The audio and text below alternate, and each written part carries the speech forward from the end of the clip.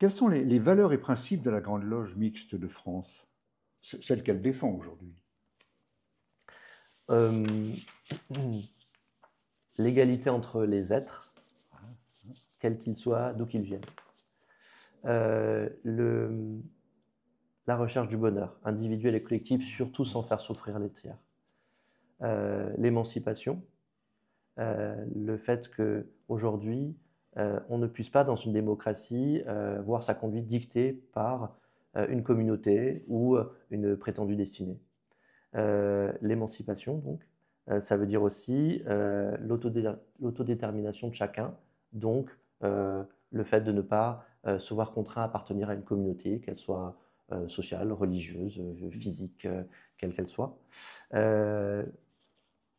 La recherche, le développement des savoirs, le projet des Lumières, le développement de la science, s'appuyer sur des choses qui sont tangibles et maîtrisées. Vous savez ce que disait Pascal, une théorie ne peut être prouvée que si elle est durement éprouvée. Donc, s'appuyer sur des choses réellement éprouvées, donc la science, et puis une laïcité forte, en ce que ce ne doivent pas être les églises, quelles qu'elles soient, qui structurent la vie de la cité. Et évidemment, une fraternité, une solidarité très forte, puisque c'est l'ADN de la maçonnerie. Oui, absolument.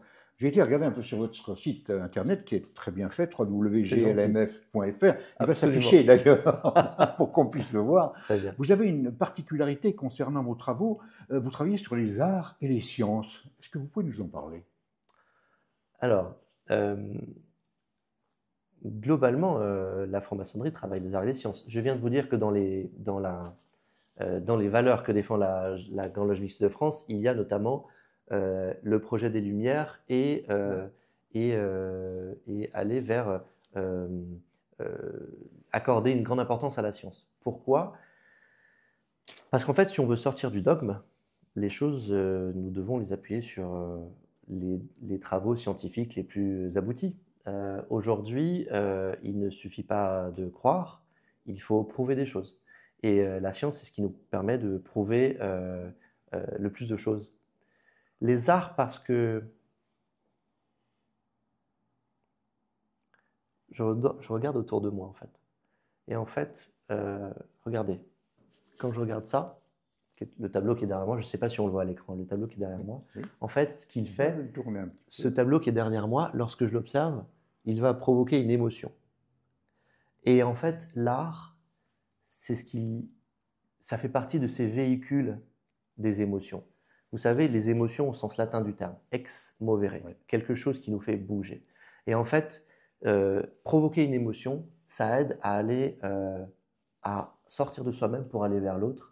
Et travailler les arts et les sciences, c'est à la fois conjuguer les émotions et la démarche de aller vers quelque chose qui a été prouvé.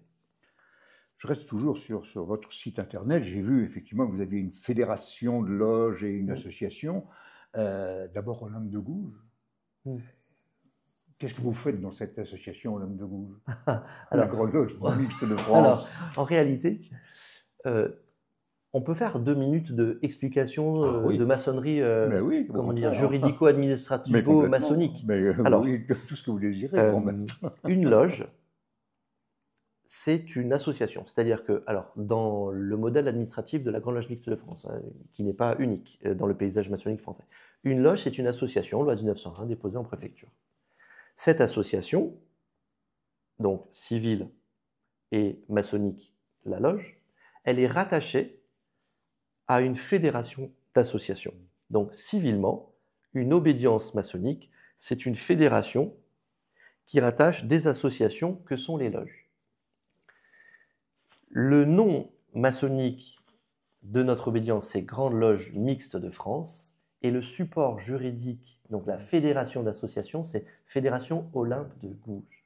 Et la raison pour laquelle nous avons, les raisons pour lesquelles nous avons choisi Olympe de Gouges comme nom de notre fédération, elles sont multiples. C'est un personnage assez fascinant de la milieu-fin du XVIIIe siècle, et voilà, très gros de la période de la Révolution française, une femme particulièrement éclairée, qui avait une indépendance d'esprit totale. Par exemple, elle est devenue veuve très jeune et pourtant, à son époque, elle ne s'est pas remariée. Ouais. Elle n'appartenait à aucun parti, à aucun syndicat. Elle avait des amis très célèbres et de grands penseurs, et pour autant, elle ne bâtissait son raisonnement que sur son seul discernement. C'était un personnage important de cette fin de siècle, et elle a notamment écrit cette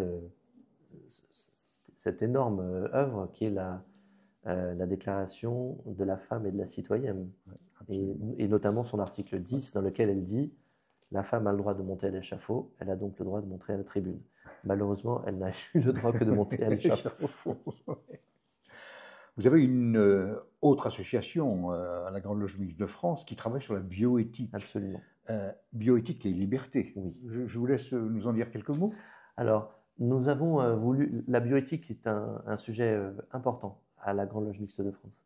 Et nous avons voulu consacrer ce travail que nous faisions à ce sujet en créant une association de laquelle peuvent être adhérents les membres de la Grande Loge Mixte de France et travailler sur divers sujets qui intéressent la bioéthique.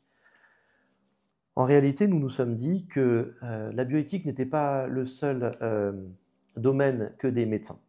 Que pour travailler la bioéthique, il y avait aussi besoin de gens qui pensent différemment, de philosophes, d'éthiciens, de socioprofessionnels qui font autre chose, mais qui ont envie de s'intéresser à ces sujets.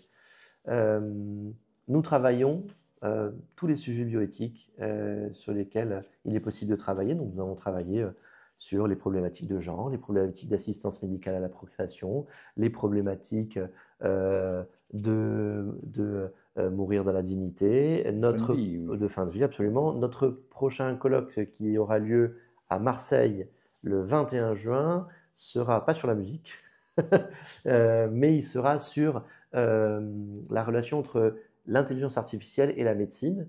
Nous allons recevoir un grand médecin français et travailler avec lui sur ce sujet qui est éminemment important dans l'époque que nous traversons aujourd'hui. Certainement.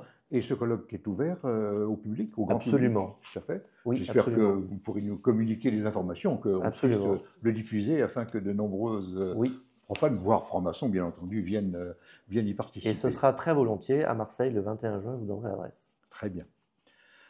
Comment votre obédience, je change de sujet, comment votre obédience équilibre-t-elle la préservation des traditions avec la nécessité de rester pertinente aujourd'hui ? On est, à mon sens, dans l'obligation de conserver une tradition. Notre tradition, elle se fait beaucoup à l'intérieur de nos loges, dans le suivi d'un rituel. Alors, certaines loges travaillent avec un rituel très strict, d'autres avec un rituel beaucoup plus relâché, mais il y a tout de même quelque chose. Et dans ce rituel, il y a notamment la manière dont nous nous adressons les uns aux autres, avec une très grande égalité et un très grand respect en permanence. Ce rituel, qui fait partie de notre tradition, structure notre manière de travailler. Pour autant, la société évolue et la franc-maçonnerie ne peut pas rester étrangère à ce qui se passe à l'extérieur. C'est la raison pour laquelle il nous faut, nous, francs-maçons, sortir de nos temples pour alimenter la loge de ce qui se passe à l'extérieur de la loge. Vous savez, un franc-maçon, c'est pas quelqu'un qui vit dans un temple. On n'habite pas dans une grotte. Non, un franc-maçon, c'est quelqu'un qui habite dans la société telle que et qui participe à la vie de la cité. Moi, ce que j'encourage tous mes sœurs et frères à faire, tous, pas seulement ceux de la Grande Loge Mixte de France, tous, c'est aller véhiculer au dehors tout ce que nous apprenons dans le temple. Notre manière de nous adresser aux autres, de respecter leurs pensées, de véhiculer nos valeurs, parce que c'est à l'extérieur du temple, dans notre société, que nous avons besoin de véhiculer nos valeurs. Vous voyez aujourd'hui, comme tout est difficile dans notre société, comme les sujets abrasifs sont nombreux, et comme la manière de s'adresser à l'autre a évolué de manière pas forcément toujours agréable. Il nous faut respiritualiser la totalité de ces choses-là et remettre du respect dans la manière de s'adresser les uns aux autres. En cela, je trouve qu'exporter à l'extérieur du temple la méthode maçonnique est intéressante. Oui,